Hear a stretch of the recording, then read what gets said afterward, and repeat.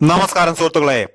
മലയാള സിനിമയിൽ ഇവർക്ക് പകരം ആര് എന്ന ചോദ്യത്തിന് ഇന്നും ഉത്തരം കിട്ടാതെ നിലനിർത്തുന്ന നടന്മാരാണ് മലയാളത്തിന്റെ മെഗാസ്റ്റാർ മമ്മൂട്ടിയും സൂപ്പർ സ്റ്റാർ മോഹൻലാലും. രണ്ടുപേരും ശതകോടികൾ കൊണ്ട് അമ്മാനമാടുന്ന താരങ്ങളാണ്. സിനിമയ്ക്ക് പുറമെ ആതുര സേവന രംഗങ്ങളിലും രണ്ടുപേരുടെയും പ്രവർത്തനം വ്യാപിച്ചു കിടക്കുന്നു. ലൈഫ് സ്റ്റൈലിൽ ആഡംബരം മുറ്റി നിൽക്കുന്ന കാറുകളും വീടുകളും സ്വന്തമായിട്ടുള്ളവരാണ് ഇവർ. താരരാജാക്കന്മാരിൽ ആരാണ് കൂടുതൽ സമ്പന്നൻ? മമ്മൂട്ടി ഒരു സിനിമയ്ക്കായി 10 കോടി രൂപ വരെ പ്രതിഫലം പറ്റുന്നുണ്ട് എന്നാണ് ഒരു പ്രമുഖ റിപ്പോർട്ട് പരാമർശിക്കുന്നത്. പ്രമുഖ ബ്രാൻഡുകൾ പലരും മമ്മൂട്ടിയെ അവരുടെ മുഖമാക്കി മാറ്റാൻ മത്സരരംഗത്തുണ്ട്. 4 കോടി വരെയാണ് അത്ര മമ്മൂട്ടിക്ക് ഈ മേഖലയിലെ പ്രതിഫലം. കാറുകളുടെ കമ്പനിയെ ശേഖരം സ്വന്തമായിട്ടുള്ള മമ്മൂട്ടിക്ക് Rolls Royce Phantom, Range Rover Vogue, Mercedes Benz S class തുടങ്ങിയ കാറുകൾ സ്വന്തമായിട്ടുണ്ട്. മമ്മൂട്ടിക്ക് കേരളത്തിലും ദുബായിലുമായി വീടും വസ്തുവകകളുമുണ്ട്. വർഷങ്ങളായി സിനിമാ നിർമ്മാണ രംഗത്തുള്ള മമ്മൂട്ടി കുറച്ചു വർഷങ്ങൾക്ക് മുമ്പേ മമ്മൂട്ടി കമ്പനി എന്ന തന്റെ നിർമ്മാണ സംരംഭം ആരംഭിച്ചിരുന്നു. ഇതിനു കീഴിൽ ഏതാനും സിനിമകൾ നിർമ്മിച്ച് പുറത്തിറക്കിയിരുന്നു. കെയർ ആൻഡ് ഷെയർ ഇന്റർനാഷണൽ ഫൗണ്ടേഷന്റെ പേരിൽ മമ്മൂട്ടി ആതുര സേവന രംഗത്തും സജീവമായി തുടരുന്നു. 340 കോടിയാണ് മമ്മൂട്ടിയുടെ ആകെ മൂല്യമായി കണക്കാക്കപ്പെടുന്നത്. മഞ്ഞിൽ വിരിഞ്ഞ പൂക്കളിലെ വില്ലനിൽ തുടങ്ങി മലയക്കോട്ടെ വാലിബൻ വരെ നീളുന്നു ഭാവങ്ങൾ മിന്നിമറയുന്ന മോഹൻലാൽ കഥാപാത്രങ്ങൾ. രാജ്യത്തെ തന്നെ ഏറ്റവും കൂടുതൽ പ്രതിഫലം പറ്റുന്ന നടന്മാരിൽ ഒരാളാണ് മോഹൻലാൽ. 2019 ഫോബ്സ് ഇന്ത്യ റിപ്പോർട്ട് പ്രകാരം ആ ഒരു വർഷം മാത്രം സിനിമകളിൽ നിന്നായി മോഹൻലാൽ 64 കോടി 50 ലക്ഷം രൂപ കൈപ്പറ്റിയത്രേ. സിനിമയ്ക്ക് പുറമെ മോഹൻലാലിന് വിവിധ ബിസിനസ് സംരംഭങ്ങളുണ്ട്. സിനിമ, TV, പരസ്യങ്ങൾ, മറ്റ് ബിസിനസ്സുകൾ എന്നിവയിൽ നിന്നാണ് അദ്ദേഹത്തിന്റെ പ്രധാന വരുമാനം.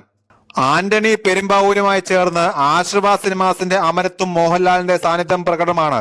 മോഹൻലാലിന്റെ മാർക്സ് ലാബ് സിനിമ ആൻഡ് എന്റർടൈൻമെന്റുമായി ഈ നിർമ്മാണ സംരംഭത്തിന്റെ പങ്കാളിത്തമുണ്ട്. വിസ്മയ മാക്സ് എന്ന cinema pre post production studio Thiruvananthapuram കേന്ദ്രമാക്കി പ്രവർത്തിക്കുന്നു. സംസ്ഥാനത്തെ ഒരുപറ്റം സിനിമാ തിയേറ്ററുകളുടെ പ്രവർത്തനവും അദ്ദേഹത്തിന്റെ നേതൃത്വത്തിൽ നടന്നു പോരുന്നു. റിയാലിറ്റി ഷോയായ ബിഗ് ബോസിൽ നിന്നും അദ്ദേഹം 18 കോടി രൂപ പ്രതിഫലമായി നേടുന്നുണ്ട് എന്നാണ് ടൈംസ് ഓഫ് ഇന്ത്യ പുറത്തുവിട്ട റിപ്പോർട്ടിൽ പറയുന്നത്. ആഡംബര കാറുകളും നാട്ടിലും വിദേശത്തുമായുള്ള വീടുകളും വേറെ. OTT പ്ലാറ്റ്ഫോമുകൾ, ഓട്ടോമൊബൈലുകൾ, ഉപഭോക്തൃ ഇലക്ട്രോണിക്സ്, ഭക്ഷ്യോൽപ്പന്നങ്ങൾ തുടങ്ങിയ മേഖലയിലും മോഹൻലാൽ സഹകരിച്ചു പോരുന്നു. ഇദ്ദേഹത്തിന്റെ ആകെ മൂല്യം $50 മില്യൺ അഥവാ 417.60 കോടി എന്നാണ് വിവരം. മമ്മൂട്ടിയുടെ കരിയറിലെ ഏറ്റവും ചിലവേറിയ ചിത്രമെന്ന ഖ്യാതിയായി തിയേറ്ററിലെത്തിയ ടർബോ മുടക്കുമുതൽ തിരിച്ചുപിടിച്ചോ? ദേശീയ എന്റർടൈൻമെന്റ് പോർട്ടായ കോയി മോയി പറയുന്നതനുസരിച്ച് മമ്മൂട്ടിക്കും വൈശാഖനും ടർബോ നൽകിയ തിരിച്ചടിയാണ്. 60 കോടിയാണ് സിനിമയുടെ മുടക്കുമുതൽ എന്നാണ് വിവരം. ആദ്യത്തെ ആഴ്ചയിൽ നന്നായി തുടങ്ങിയ ചിത്രം പിന്നീട് ബോക്സ് ഓഫീസിൽ കൂപ്പുകുത്തുന്നതാണ് കണ്ടത്. ആദ്യത്തെ ആഴ്ചയിൽ 25.1 കോടിയായിരുന്നു കളക്ഷനെങ്കിൽ രണ്ടാമത്തെ ആഴ്ചയിൽ 6.5 കോടിയായി കുറഞ്ഞു. 1.7 കോടിയായിരുന്നു മൂന്നാമത്തെ വാരത്തിൽ ലഭിച്ചത്.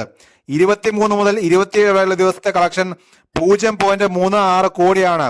ഇന്ത്യയിലെ നെറ്റ് കളക്ഷൻ 33.81 കോടിയും ഗ്രോസ് കളക്ഷൻ 39.89 കോടിയുമാണെന്നാണ് പോർട്ടൽ വ്യക്തമാക്കിയിരിക്കുന്നത്.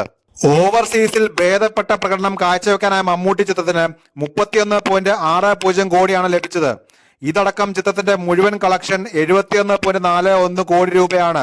60 കോടി മുതൽ മുടക്കിയ ചിത്രത്തിന്റെ പ്രമോഷനും മറ്റ് ചെലവുകളും കൂടി ചേർത്താൽ ആഗോള കളക്ഷൻ മേൽ വരുമെന്നാണ് വിലയിരുത്തൽ. മമ്മൂട്ടി കമ്പനിയാണ് ചിത്രം നിർമ്മിച്ചത്. ദുൽഖർ സൽമാന്റെ വേർഫെ ഫിലിംസ് ആണ് വിതരണം ചെയ്തത്. തിയേറ്ററിൽ നിന്നും ഏറെക്കുറെ മാറിയ ചിത്രം ഉടനെ OTT-യിലേക്ക് വരും. ആക്ഷൻ എന്റർടൈനർ എന്ന ലേബലിലെത്തിയ ചിത്രത്തിന് സമ്മിശ്ര പ്രതികരണമാണ് ലഭിച്ചത്. താൻ ഇനി വില്ലൻ വേഷം ചെയ്യില്ല എന്ന് നടൻ വിജയ് സേതുപതി അടുത്തിടെ പറഞ്ഞിരുന്നു. എന്നാൽ മമ്മൂട്ടിയെ നായകനാക്കി വൈശാഖ് സംവിധാനം ചെയ്ത ടർബോയിൽ വിജയ് സേതുപതിയുടെ ശബ്ദം പ്രത്യക്ഷപ്പെട്ട ചർച്ചാ വിഷയമായിരുന്നു.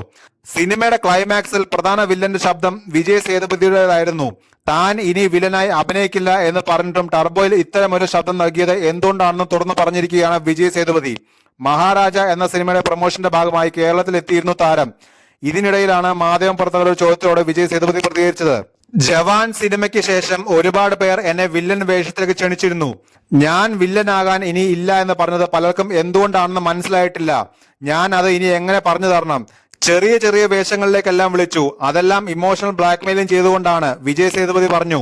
എന്നാൽ വില്ലൻ വേഷം ചെയ്യില്ല എന്ന് പറഞ്ഞിട്ടും എന്തുകൊണ്ടാണ് മമ്മൂട്ടിയുടെ ടർബോയിൽ ശബ്ദം നൽകിയത് എന്ന് മാധ്യമപ്രവർത്തകർ ചോദിച്ചപ്പോൾ മമ്മൂക്കയെ എനിക്ക് പിടിക്കക്കൂടാതാ സാർ എന്നായിരുന്നു താരത്തിന്റെ മറുപടി. എനിക്ക് മമ്മൂക്കയെ ഇഷ്ടമാണ്. ആൻഡോ ചേട്ടനാണ് കോൾ ചെയ്തത്. ചേട്ടൻ വന്ന് എന്നോട് സംസാരിച്ചു, നല്ല ഭക്ഷണം തന്നു. മമ്മൂക്കയെ വിളിച്ച് ഫോൺ തന്നു. വിജയ്, എനിക്ക് വേണ്ടി സിനിമയിൽ ഒരു ഡയലോഗ് സംസാരിക്കാമോ എന്ന് മമ്മൂക്ക ചോദിച്ചു. ഞാൻ വോയിസ് നൽകി, അത്രേ ഉള്ളൂ, വിജയ് സേതുപതി പറഞ്ഞു. വിജയ് സേതുപതിയുടെ 50ാമത്തെ സിനിമയാണ് മഹാരാജ. കരുങ്കു ബൊമ്മൈ എന്ന ഹിറ്റ് ചിത്രത്തിന് ശേഷം 7 വർഷമെടുത്താണ് നിതിലൻ സ്വാമിനാഥൻ മഹാരാജ ഒരുക്കിയത്. മുമ്പ് മാർക്കോണി മത്തായി എന്നൊരു മലയാള ചിത്രത്തിൽ വിജയ് സേതുപതി അഭിനയിച്ചിട്ടുണ്ട്. മലയാളത്തിന്റെ സ്വന്തം സൂപ്പർ സ്റ്റാർ മോഹൻലാലിനെ കുറിച്ച് പറയുകയാണ് വിജയ് സേതുപതി. തനിക്ക് മോഹൻലാലിനെ ഒരുപാട് ഇഷ്ടമാണെന്നും ഒരിക്കൽ മുംബൈയിൽ വെച്ച് മോഹൻലാലിൽ നിന്ന് ഓട്ടോഗ്രാഫ് വാങ്ങിച്ചിട്ടുണ്ടെന്നും വിജയ് സേതുപതി പറഞ്ഞു. ആ ഓട്ടോഗ്രാഫ് തന്റെ ഓഫീസിൽ ഫ്രെയിം ചെയ്ത് തൂക്കിയിട്ടുണ്ടെന്നും താരം മാധ്യമങ്ങളോട് പറഞ്ഞു. എനിക്ക് മോഹൻലാൽ സാറിനെ ഒരുപാട് ഇഷ്ടമാണ്. ഒരിക്കൽ ഞാൻ മുംബൈയിലുള്ളപ്പോൾ ഞാൻ നിന്നിരുന്ന ഹോട്ടലിൽ അദ്ദേഹം ഉണ്ടെന്ന് കേട്ടിരുന്നു. ഞാൻ ചെന്ന് പെർമിഷൻ എടുത്ത് അദ്ദേഹത്തിന്റെ ഓട്ടോഗ്രാഫ് വാങ്ങി.